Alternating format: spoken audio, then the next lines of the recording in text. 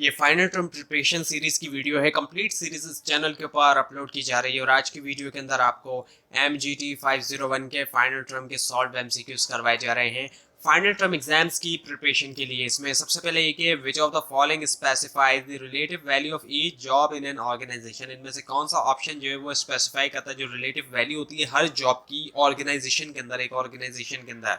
सो इसका जवाब है जॉब इवेल्यूएशन, यानी कि last one is the answer. उसके बाद ये कि which of the following is a unique form of recruitment. इनमें से कौन सा ऑप्शन ऐसा है जो कि एक यूनिक फॉर्म है रिक्रूटमेंट करने की, where every employee become a company's recruiter, यानी कि हर एम्प्लॉय कंपनी का रिक्रूटर बन जाता है। सो वो है employee referrals. Employee referrals, referral का वर्ड आपने अक्सर सुना होगा, मार्केटिंग के अंदर भी यूज होता है ये वर्ड। सो रेफरल, एम्प्लॉय रेफरल ऐसा होता है जिसमें हर एम्प्लॉय जो है कंपनी का रिक्रूटर बन जाता है। उसके बाद ये कि the long life series of activities that contribute to a person career exploration establishment success and fulfilment is called.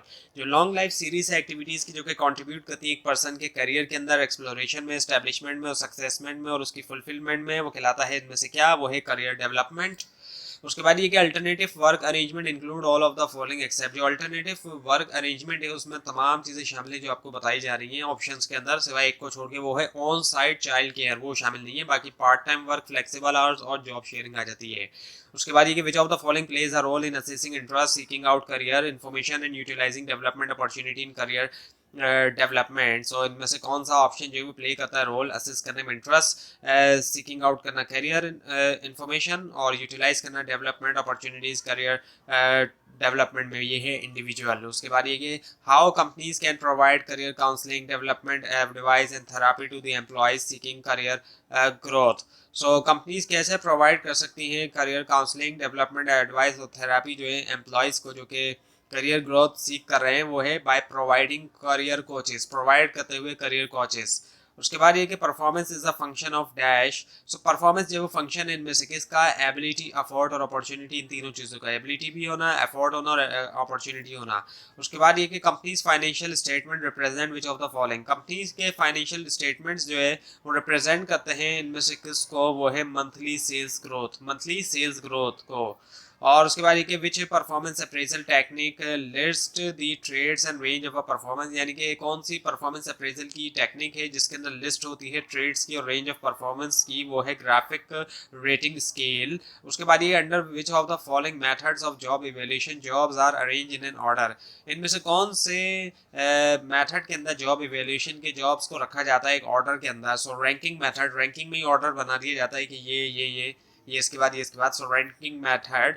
उसके बाद ये कि higher efforts should be rewarded with higher rewards, यानी कि हायर एफर्ट्स हैं तो उनका रिवार्ड दिया जाएगा, हायर रिवार्ड के साथ उनका रिवार्ड भी ज़्यादा होगा जब ज़्यादा एफर्ट है। विच of the following theory focuses this statement. इनमें से कौन सी थ्योरी जो है वो फोकस करती है इस स्टेटमेंट के ऊपर, वो है मोटिवेशनल थ्योरी, मोटिवेशनल थ्योरी। उसके बाद ये कि which of the given expression is termed as equity. इनमें से कौन सा जो एक्सप्रेशन है वो इक्विटी है, जो ऑप्शंस दिए गए हैं वो इनमें से किसको हम इक्विटी कह सकते हैं, वो है आउटपुट 1 बराबर है आउटपुट 2 के, ये जो इक्विटी है। और उसके बाद ये कि which of the following is not included in indirect benefits. Indirect benefits में इनमें से कौन सा ऑप्शन जो है वो शामिल नहीं है, वो है गेन शेयरिंग। बाकी मेडिकल असिस्टेंट, पेंशन प्लान्स और पेड वेकेशंस। उसके बाद ये approximately what percentage of the total payroll cost is contributed to benefits. Approximately तौर पे कितनी परसेंटेज जो है टोटल पेरोल कॉस्ट की उसको कंट्रीब्यूट किया जाता है बेनिफिट्स में, वो है अप टू 40%, यानी कि 40% तक। उसके बाद ये कि which of the following is an example of family oriented benefit. इनमें से कौन सा जो है वो एग्जांपल है फैमिली ओरिएंटेड बेनिफिट्स की, वो है availability of child and Elder care centre, जो अवेलेबिलिटी है चाइल्ड की और एल्डर केयर सेंटर्स की। उसके बाद ये कि which incentive plan focuses on cooperation between managers and employees through sharing their problems goals and ideas. कौन सा इंसेंटिव प्लान जो है वो फोकस करता है कोऑपरेशन के ऊपर, मैनेजर्स के दरमियान और एम्प्लॉयज़ के दरमियान शेयरिंग के ज़रिए उनकी प्रॉब्लम्स, गोल्स और आइडियाज़, वो है स्कैनलॉन प्लान जो सेकंड ऑप्शन है। उसके बाद ये कि legitimate power includes which of the following. Legitimate power में जो है शामिल है इनमें से कौन से ऑप्शन, वो है acceptance of authority by organisational members. और उसके बाद ये कि according to which of the following view, इनमें से कौन से व्यू के मुताबिक conflict is bad and should be avoided, conflict जो है वो बैड ही होगा और उसको अवॉइड किया जाए। सो ये जो है ट्रेडिशनल व्यूज़ का कहना है, सारे व्यूज़ का जारी बात है ऐसा कहना नहीं है। सो ट्रेडिशनल व्यू के अंदर ऐसा होता है। उसके बाद ये कि in the negotiation process bargaining issues like wages, working hours, term and condition of employment ETC all comes under. Negotiation process के अंदर बार्गेनिंग के इशूज जैसे कि वेजेस हो गए, वर्किंग आवर्स हो गए, टर्म्स एंड कंडीशन हो गई एम्प्लॉयज़ की, ये आते हैं। इनमें से किसके अंदर वो है मैंडेटरी इशूज़। उसके बाद ये कि labour union of saga trading saga trading private limited.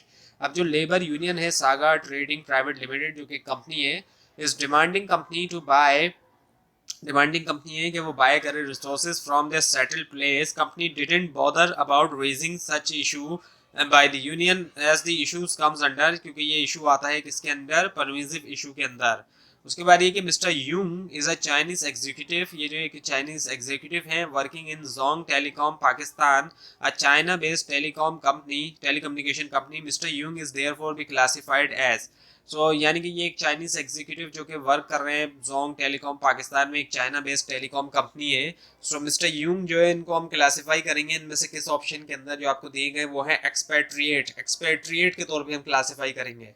उसके बाद ये कि leadership will mostly be considered fail if, leadership जो है वो मोस्टली तौर पे कंसिडर उसको किया जाएगा फेल्ड अगर followers stop sharing their issues with the leader, अगर फॉलोअर्स जो है वो शेयर करना छोड़ दें अपने इश्यूज लीडर के साथ, तो मोस्टली तौर पे उसको फेल्ड कंसिडर किया जाएगा, क्योंकि फॉलोअर्स ने अपने इश्यूज ही शेयर करना छोड़ दिए लीडर के साथ ही।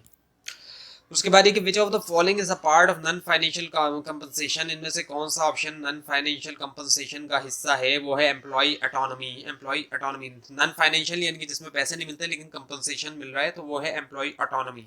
और उसके बाद ये कि which of the following does not signify the usefulness of conflict, इनमें से कौन सा जो है वो सिग्निफाई नहीं करता यूजफुलनेस जो है कॉन्फ्लिक्ट की, वो है इट एनकरेजेस ऑर्गेनाइजेशनल पॉलिटिक्स, ये एनकरेज करता है ऑर्गेनाइजेशनल पॉलिटिक्स। उसके बाद ये one of the common disadvantages of using expatriates to fill foreign subsidiary management position is that, जो एक कॉमन डिसएडवांटेज है यूज करने का एक्सपैट्रिएट के फिल किया जाए फॉरेन सब्सिडरी मैनेजमेंट पोजीशन, वो क्या है कि expatriates are more expensive than using local manager. जाहिर बात है जब एक्सपैट्रिएट्स को रखा जाएगा तो वो ज़्यादा एक्सपेंसिव होंगे, उन पर ज़्यादा जाहिर बात है जो उनकी सैलरी वगैरह होगी वो ज़्यादा होगी एज़ कम्पेयर टू जो लोकल मैनेजर्स हैं अगर उनको रखा जाए। उसके बाद ये कि which of the following is served as criteria for declaring a particular job as worthful, इनमें से कौन सा जो है वो ऑप्शन एक क्राइटेरिया के तौर पर है कि डिक्लेयर करना इस चीज़ को कि एक जो खास जॉब है, पार्टिकुलर जॉब है वो वर्थफुल है, वो है सिग्निफिकेंस ऑफ टास्क। उसके बाद ये कि वाइल डेवलपिंग लॉज, डेवलप करते हुए लॉज का management should be able to, manager को करना चाहिए वो कर सके क्या, easily convey among employees. So fourth one is the answer. उसके बाद ये कि part time workers, temporaries, independent contractor all fall under which of the given category, तमाम फॉल करते हैं इनमें से किस कैटेगरी के अंदर, ये फॉल करते हैं कंटिजेंट वर्कर्स के अंदर। उसके बाद ये कि under which managerial function manager ensures goal attainment, इनमें से कौन से मैनेजरियल फंक्शन के अंदर मैनेजर इंश्योर करता है गोल अटेनमेंट को, वो है कंट्रोलिंग। उसके बाद ये जो टर्म्स है इंटरपर्सनल स्किल्स और ह्यूमन स्किल्स यूज होते हैं इनमें से किसके लिए, सेम मैनेजरियल स्किल्स के लिए। जो ह्यूमन स्किल्स और इंटरपर्सनल स्किल्स है ये सेम मैनेजरियल स्किल्स के लिए इन टर्म्स को यूज किया जाता है। उसके बाद ये कि entrepreneurs are set to perform the dash role, entrepreneurs को कहा जाता है कि वो परफॉर्म करे कौन सा रोल, डिसीजनल रोल। उसके बाद ये कि होसिया builders is a construction company, ये एक कंस्ट्रक्शन कंपनी है, construct official and residential buildings, you are appointed to evaluate the performance of its employees, what method you will select for their evaluation. So आपको appoint किया जाता है कि आप evaluate करेंगे परफॉर्मेंस इनके एम्प्लॉयज़ की। सो कौन सा मेथड जो है आप सिलेक्ट करेंगे उनकी इवैल्यूएशन के लिए, वो है प्रोजेक्ट बेस्ड मेथड।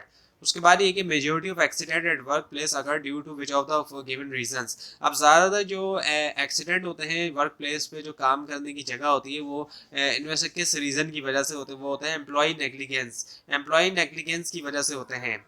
और उसके बाद ये कि the best way of reducing the problems of leniency और strictness in performance appraisal is to, जो बेहतर तरीका है रिड्यूस करना प्रॉब्लम्स जो है लीनियंसी की या फिर जो स्ट्रिक्टनेस होती है परफॉर्मेंस अप्रेजल की, वो क्या है, रैंक एम्प्लॉयज़, एम्प्लॉय को रैंक दे दिया जाए कि इसका ये रैंक है, इसका ये रैंक है। उसके बाद ये कि when an employee's personal characteristics such as age, race and gender influences supervisors evaluation of his or her performance, which of the following problem can be occurred, जब कभी भी एक एम्प्लॉय के पर्सनल करेक्टरिस्टिक्स जैसे कि उसकी एज है, उसकी रेस है, यानी कि जिस नस्ल से उसका ताल्लुक है, और उसका जो जेंडर है, ये चीज़ें अगर इन्फ्लुएंस करें, असर डालें सुपरवाइज़र की जो इवेल्यूएशन है परफॉर्मेंस के बारे में, सो कौन सी प्रॉब्लम आ सकती है? बायसनेस आ सकती है।